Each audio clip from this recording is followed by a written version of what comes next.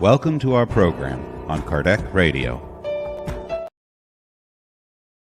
Hello, beloved friends, and welcome once again to another study of divine laws, the very laws that shall govern our lives for immortality, since they are a result of God's love for us and are in our consciousness as well, for you and I are children of God. Since these laws are in our conscience, why do we study them together? Because we need to be reminded of these laws constantly so as to boost our own spiritual intelligence and wisdom. So we are grateful to be united here once again for the same purpose, to boost our spiritual intelligence so as to invest in our spiritual progress. Tonight, we are going to receive help from one more illuminated spirit that took part of the spirits who brought to us the codification under the guidance of Master Jesus. The spirit who will guide our reflections tonight will be the spirit of Lamennals, a great French thinker, philosopher, and Catholic priest of the end of the 18th, beginning of the 19th century. Let us then learn together from the wisdom of these illuminated spirits who have already fully embraced the Christ consciousness under the loving command of the governor of the planet. We will now go back to question 1009, examined at this time by the spirit Lamennals. This is part 2 of our study of the same question. Just as a reminder, the question 1009 is as follows. Thus, the punishments imposed are never eternal. Last week, we studied St. Augustine's answer to this question. Tonight, we are going to study the answer of the Spirit Lamennals.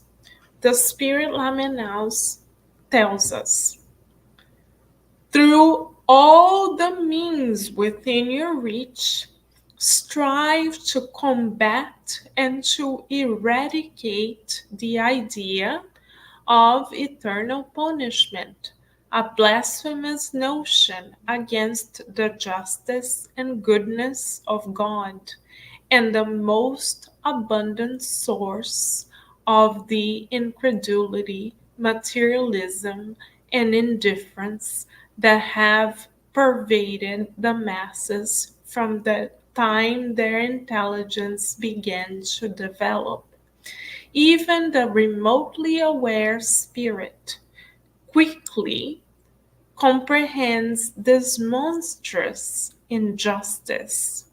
Its reason rejects it, and then, more often than not, the spirit equates the eternal punishment that it rejects with the God to whom it attributes this condemnation. From this arises the innumerable ills that have fallen upon you, and whose remedy we have come to bring you.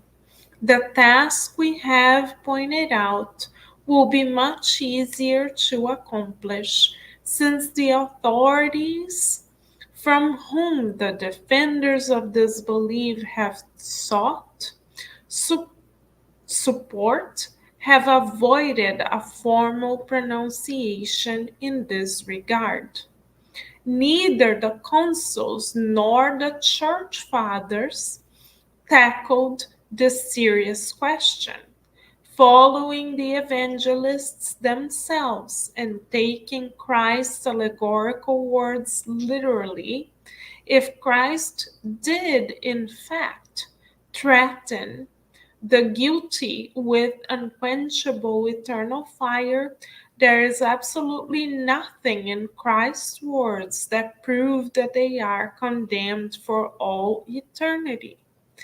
Poor lost sheep, learn to behold the Good Shepherd, who approaches you and who, far from wanting to banish you forever from his presence, comes to find you in order to lead you back to the fold. Prodigal children, leave your willful exile. Turn your path towards the Father, who opens his arm to you and who is always ready to celebrate your return to his family. What a true blessing, dear friends, to hear from an illuminated mind that has already accepted the fact that God is love, and God being the supreme source of love in the entire universe cannot contradict its own pillar, its own foundational law, which is that of love, by establishing eternal punishment. This illuminated spirit, being a great thinker, already understands that God is perfect and thus does not contradict itself, allowing for there to be eternal punishment would be a negation of the very law that God has established. So let us forever, dear friends, learn to use our reasoning to understand that God is love. Do we already accept this truth with our reasoning? Do we believe because we know?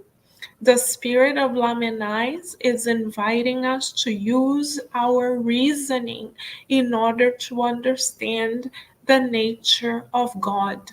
For centuries, you and I may have pictured God as a punishing entity, but understanding the laws of God have given us all the tools that we have needed to come to the conclusion that God is love. So instead of victimizing ourselves and believing ourselves to be cast onto a symbolic fire of punishment, let us, dear friends, shift our mentality together by cultivating an attitude of gratitude towards God, by recognizing the abundance of God's love in our very lives. How often do we stop, dear friends, to say at least or recognize three things that we are grateful for? Dr. Martin Selman from the University of Pennsylvania has already documented the benefits of learned optimism as we come to shift our attitude consciously. We are then better able to recognize the constant good that God provides us with. Let us then embrace the good in God, and as a result also in ourselves as children of God. And let us then allow our lives to become abundant in this good as we also decide consciously to co create the good together. Let us then, dear friends, within the next 24 hours, develop an attitude of gratitude to strengthen ourselves to recognize the good in our lives consciously so that we are able to invest in the good as well. For we may be or have been conditioned to wait for the shoe to drop or to expect a catastrophe to take place or to expect to be criticized or to criticize ourselves. But God has not, beloved friends, created each and every one of us to live in this gloomy inner prison. It is time for us to free ourselves from this conditioning and embrace the good which comes from God in our lives. Have we stopped to see and feel the many concessions that God grants us, including our very own physical bodies for those of us who are reincarnated at this time? Many may wish to have a body to be connected to and to be enrolled in the school of life, but they may not yet have been granted this concession. How many concessions have you and I been granted? Can we exercise our awareness towards the good and for the good together, dear friends? This is the proposal from on high, because as we seek the good, we undo the very shackles that have imprisoned us to victimization. It is time you and I set ourselves free from victimization through love, for love, and with love. For love is the most powerful force in the universe resulting from God. So let us embrace this beautiful proposal from on high as we count our blessings together.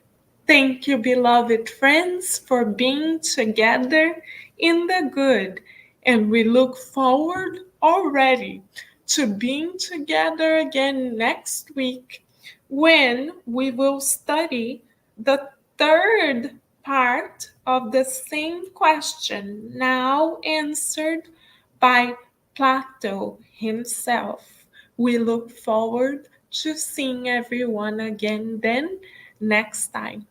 Bye for now, beloved friends.